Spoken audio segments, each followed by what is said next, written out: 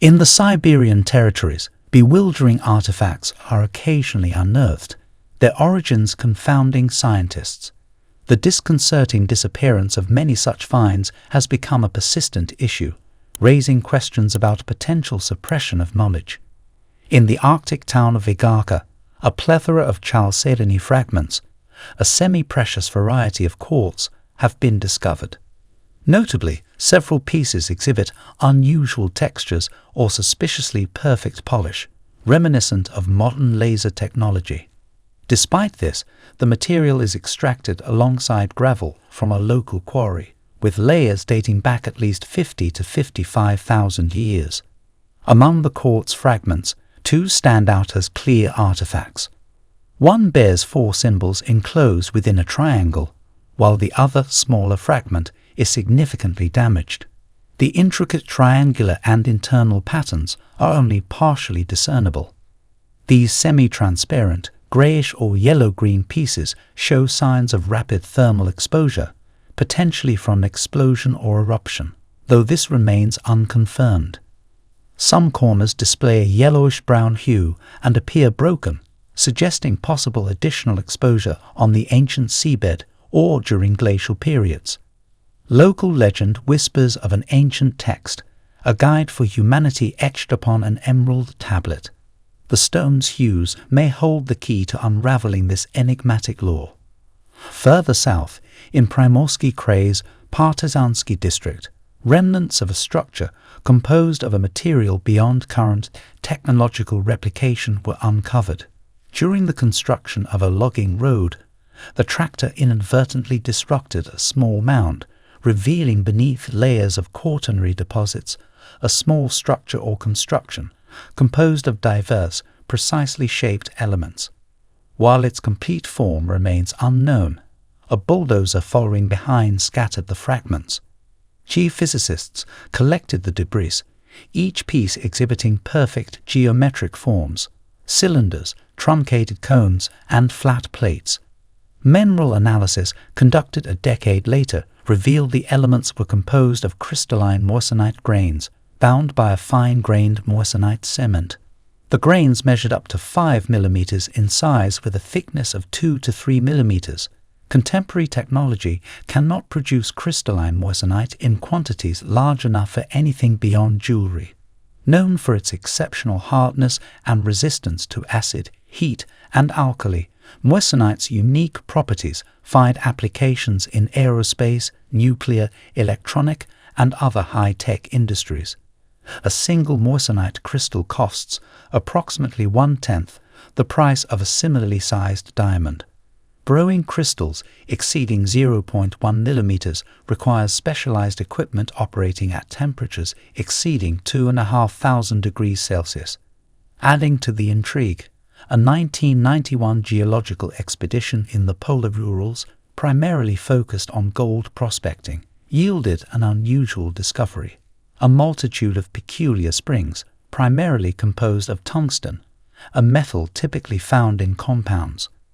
These springs possessed exceptionally smooth forms, with some featuring molybdenum cores or capped with tungsten droplets, as though partially melted. Incidentally, tungsten's melting point exceeds 3,000 degrees Celsius, making it the most refractory metal. Its presence in the composition suggests a specific purpose for the unknown spring, which resembles a light bulb filament. However, the presence of mercury is perplexing. Scientists conducted a comparative analysis between a conventional light bulb filament and the discovered spring. Their surfaces differ significantly. A conventional light bulb displays a smooth surface with a wire diameter of approximately 30 micrometers, whereas the wire of the enigmatic spring features longitudinal, regular grooves with melted edges and a 100 micrometer diameter.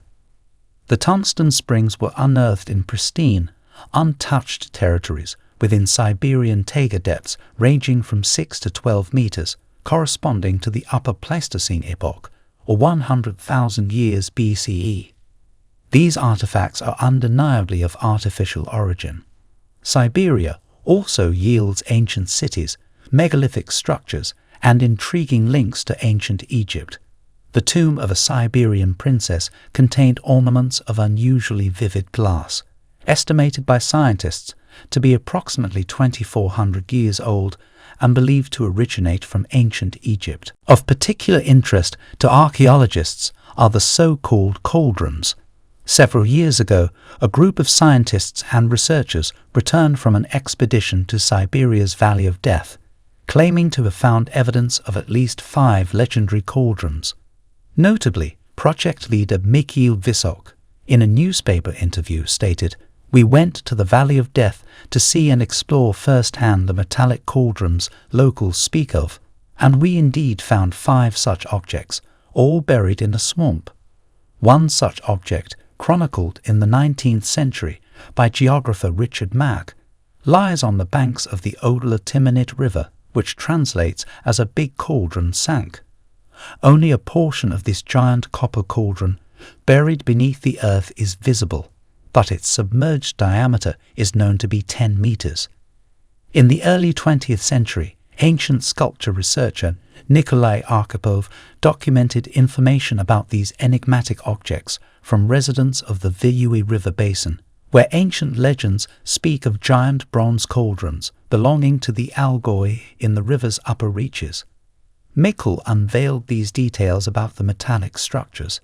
Each resides in a small, swampy lake, and all are definitively metallic.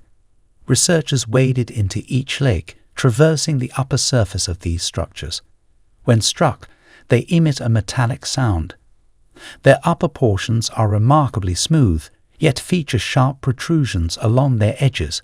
When asked his opinion, Mikkel refrained from elaborate explanations, simply remarking, "There is definitely something unusual there.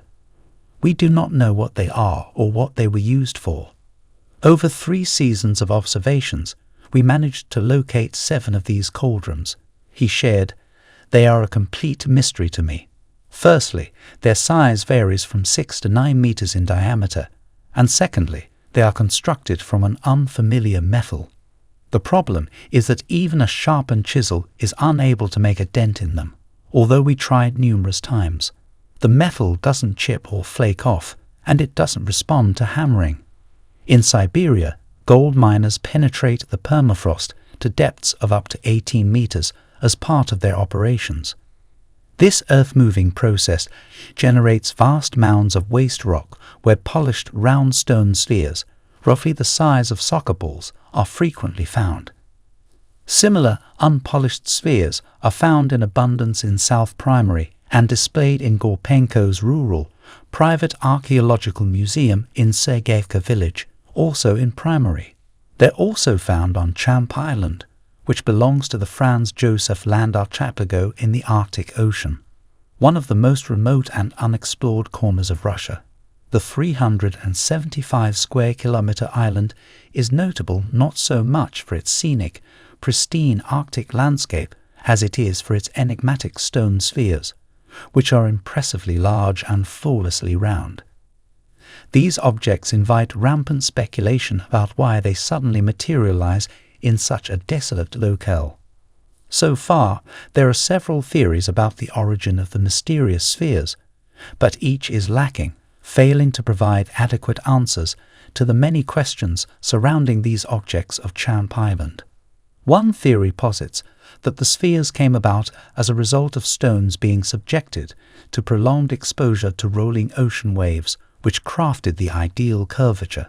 Seems logical for small stones, but this hypothesis crumbles under the weight of a 3-meter sphere. Some researchers speculate that such spheres may be a handiwork of some ancient, advanced civilization that predates our own. There is no plausible theory accepted by the scientific community, and everyone who visits the island contributes their own hypothesis as to the origins of the mysterious spheres. While the photos may make it seem as if the island features an entire garden made of stone spheres, with a little digging, the truth surfaces. Most are located along the coastline. One encounters them relatively infrequently toward the center of the island. From the icy plateau of Champ Island, the gaze falls upon a boundless, lifeless expanse, giving rise to new and inexplicable mysteries. Surprisingly, Such a natural phenomenon as that found on Champ Island is not observed on other Arctic islands. So, why are these stone spheres found here, of all places? Where did they come from? These questions remain stubbornly unanswered. Meanwhile, archaeologists from St. Petersburg University unearthed unusual fossils on the remote Kamchatka Peninsula, 200 kilometers from the village of Tigil. The authenticity of this find has been officially confirmed. Archaeologist Yuri Golubev observed that the discovery startled the scientific community with its uniqueness. The find has the possibility to turn our understanding of history, or prehistory, on its head. This isn't the first time Kamchatka has surrendered ancient artifacts, but this find's remarkable for more than just that. The artifact in question was initially discovered encased within rock, unsurprising given the peninsula's numerous volcanoes. Analysis of the find showed it to be composed of metallic parts that together form some kind of a mechanism. All the more remarkable is that the age of all parts dates back 400 million years. As Yuri Golubev commented regarding the find, tourists were the first to come upon the location of the mechanism's remains embedded in rock. It was difficult to take in at first. When we arrived, the numerous gears, which seemed to be parts of some larger device, were in pristine condition, as though frozen not that long ago. We knew we had to restrict access to the site immediately.